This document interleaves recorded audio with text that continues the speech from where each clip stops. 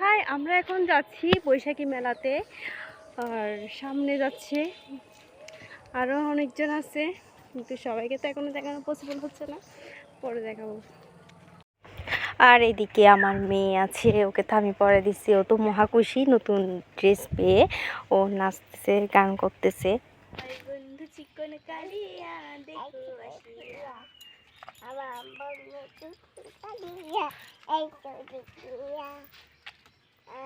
আমি কেমন আছি।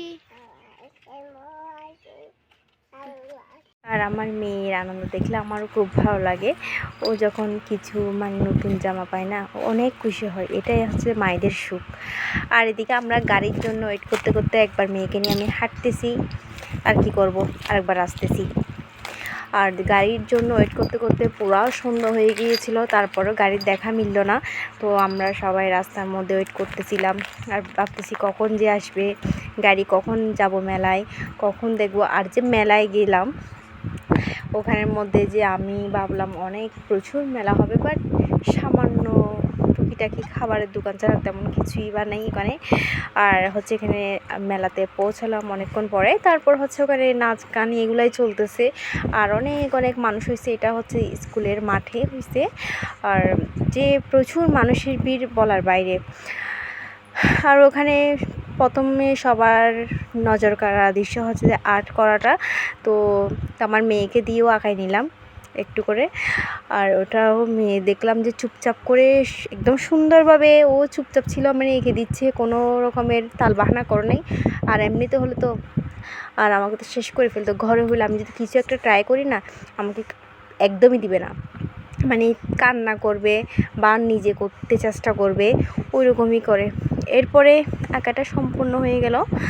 আর এবার একটু মেলাতে ঘুরবো। ওখানের মধ্যে একটা চোখে দৃশ্য পড়লো, মানে চোখের মধ্যে পড়লো। আর এরকম একটা পুতুলের মতো, মানে পুতুলের ড্রেস পরে মানে হাঁটতেছে, সবার সাথে দুষ্টুমি করতেছে। তো ওটাকে ক্যামেরাবন্দি করে নিলাম। আর এরপর এখন আমরা অনুষ্ঠানের বাইরের মাঠে যাচ্ছি, মানে মেলা হচ্ছে যেখানে মানে সামগ্রী বা জিনিস টুকিটাকি ওরকম। বাট ওখানে গিয়ে দেখলাম তেমন কিছু নেই, শুধুমাত্র আইসক্রিম, ফুচকা আর মাটির জিনিস তেমনই নেই, হালকা পাতলা আর বেলুন, জাস্ট এইগুলাই, এর থেকে আর বেশি কিছু নেই।